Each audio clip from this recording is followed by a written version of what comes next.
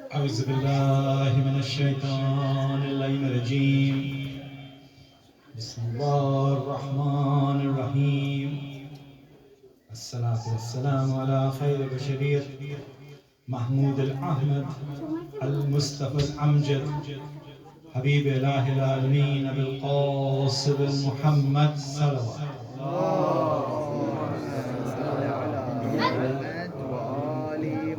وأهل بيت الطيبين الطاهرين المعصومين الميامين. A louder sound. صل على محمد وآل محمد. Alhamdulillah Rabbil Alameen. We are gathered to commemorate the story of Karbala and Muharram. The first of Muharram, according to some calendars, today, and according to Ayatollah Khamenei, is yesterday, and a lot of people have been following. So it doesn't matter, it's the season of Muharram that has started. And it is with us. What Muharram means to all of us, that is a very important question that I would like my discussion to be opened up with. That what Muharram means and what it means to you, the children of Husseiniya, the children who are watching, the ladies watching, everybody who's watching, what Muharram means. Is that means just the season? Is just the mean that we have finished Hajj and we move to another month? We've completed a calendar and we have completed a year, Islamic calendar, and now, alaykum salam, and now a new year started. Now, Zubillah, we do not actually congratulate people in the month of Muharram, because it is not like a Christian calendar or any other calendar where you celebrate the new year. Our celebration starts when we completed the month of Safar.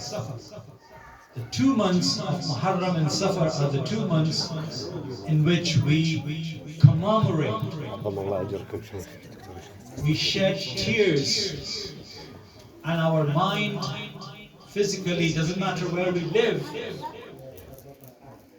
goes to Karbala.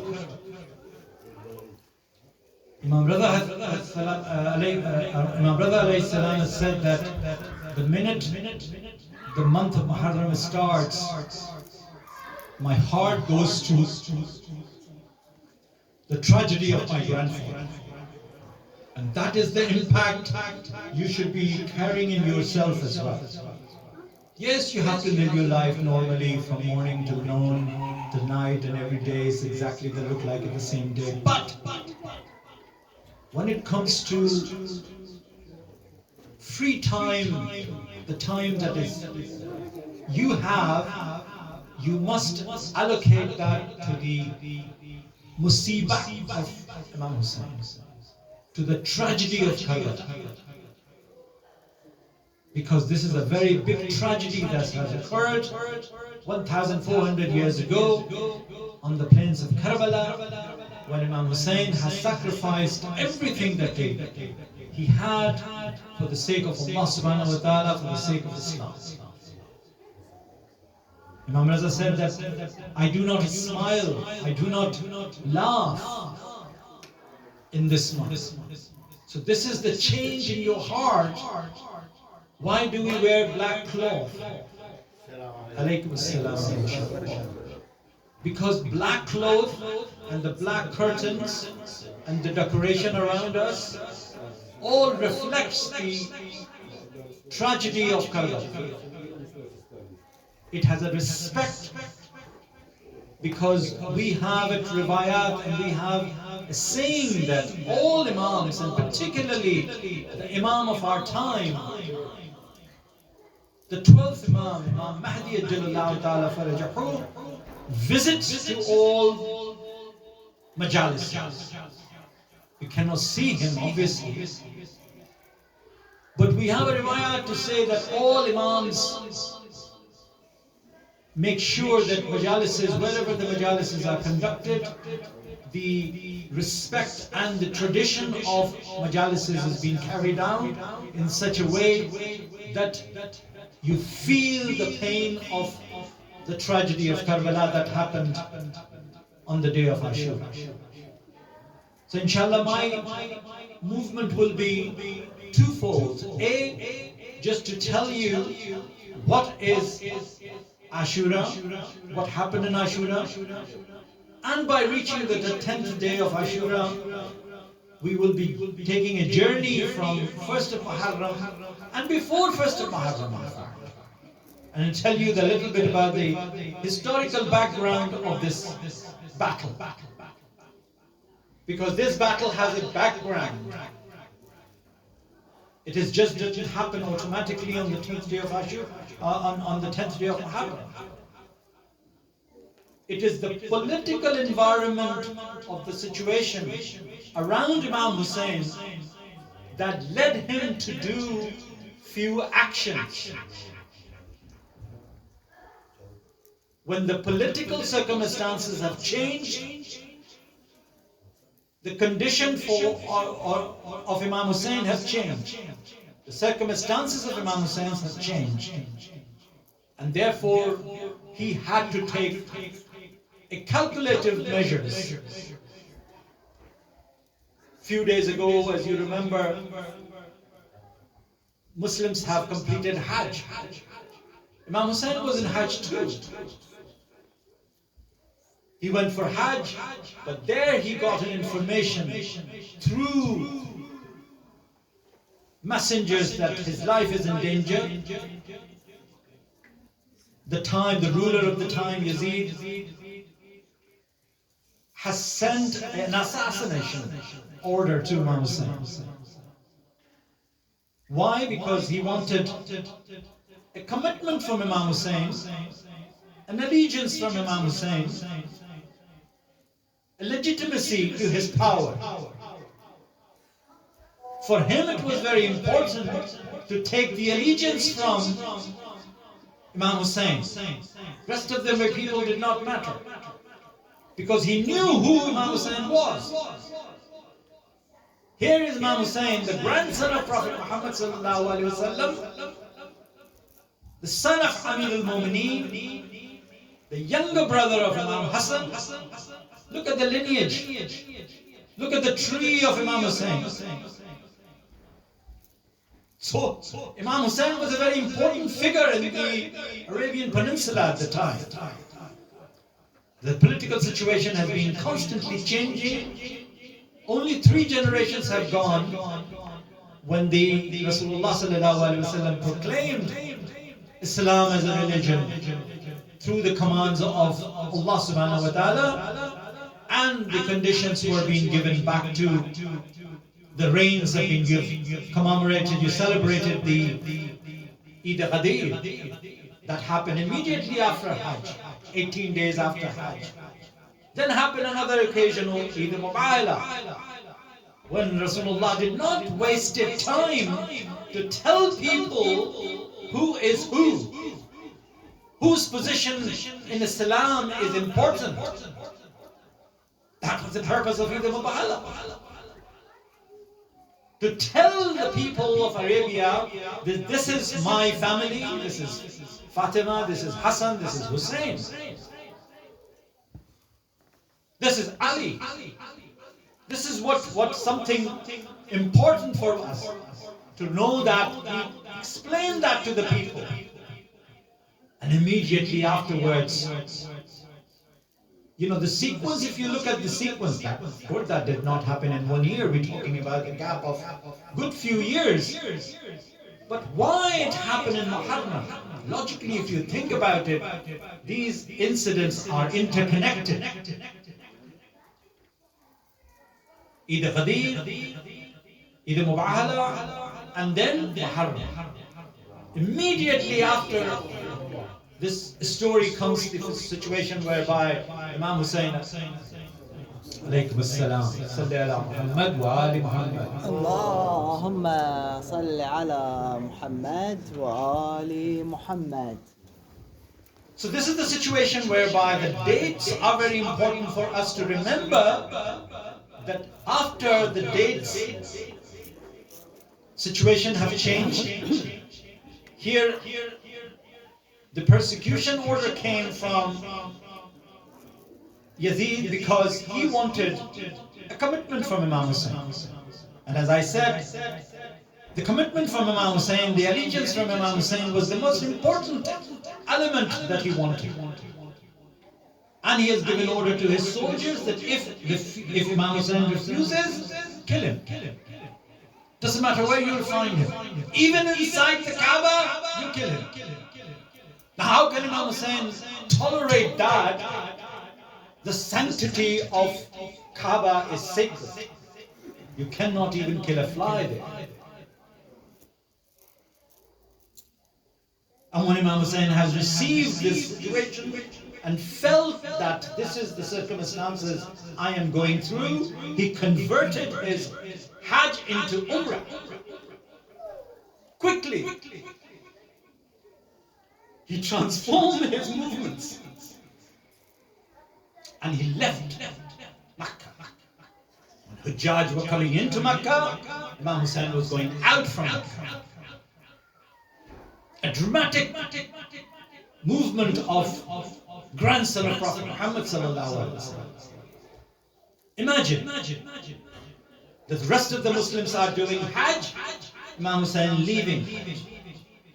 But in effect, he was protecting Islam. Because he felt that. He said the situation has so much so has changed 365 degrees that my grandfather's religion has become no longer the religion for Muslims that my grandfather wanted. And he said that the only reason I'm leaving this place is because I want to protect the sanctity of my grandfather's religion. And this was the reason that he left Makkah to Medina.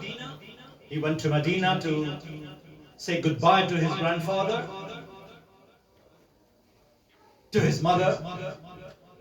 And then these are the dates where the political environment has gone into completely other way what we're supposed to be. Obviously the treaties were violated. Obviously this agreement which has been signed between his Muawiyah, his father, and his older brother Hassan has been violated, not been sticked upon. The agreement is something that you stick to it.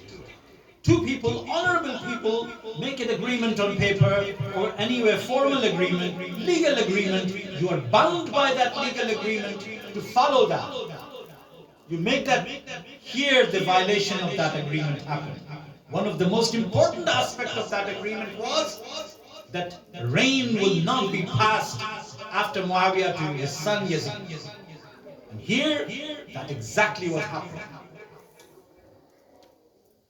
The characteristic of Imam Hussein and the characteristic of Yazid are the two opposite poles in the world of Islam.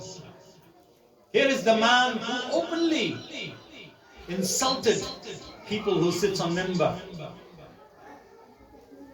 who drank alcohol, who did all the nastiest of the nastiest things, of anti-Islamic activities, putting monkeys on the minbar, doing all sorts of horrible things which you can imagine. Rasulullah struggled to establish this noble religion that he was violating. And on the other hand, he had audacity, a dare to ask Imam Hussein for his hand of allegiance. How can he give it to him? And when Walid approached him, he told him directly on his face.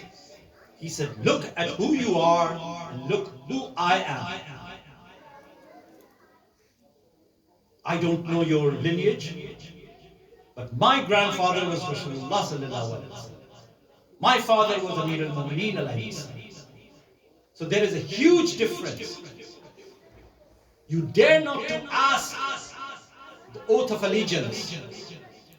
So he point blankly refused, and therefore the consequences were gradually moved towards the action that we commemorate on the day of Ashura. But in between that, a massive movement happened. When the oath of allegiance has been outrightly rejected by Imam Hussein, the death sentence has been issued. And these soldiers were carrying daggers and swords and all sorts of weapons to kill Imam Hussein.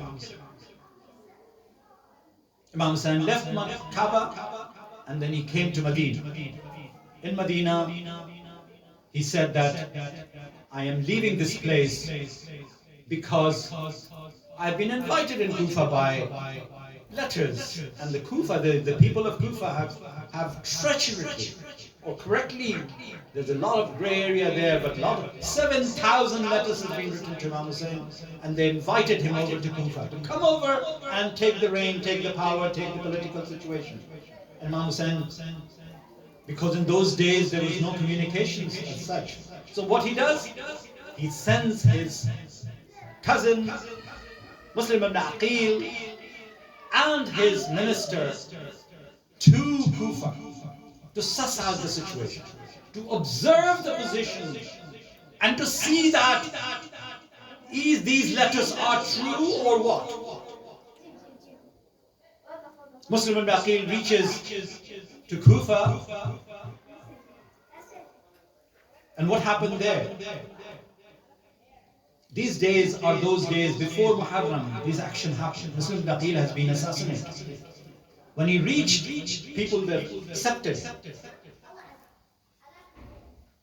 Yes, we know who you are the son of Ali, you are this, respectedly, they pray behind him when he reached. Gradually people started deserting. Gradually the fear of Yazid has been so much so that people have been warned that do not accept him and kill him too. People started deserting. Look at the human nature. Muslim ibn Aqil are now moving in the alleyways of Kufa, haggard, tired, doesn't know where to go. He doesn't know many people there. He sits on one house where he was looking for water, he was looking for food and all that. In comes the time of Maghrib, nobody's praying behind him. Everybody deserted.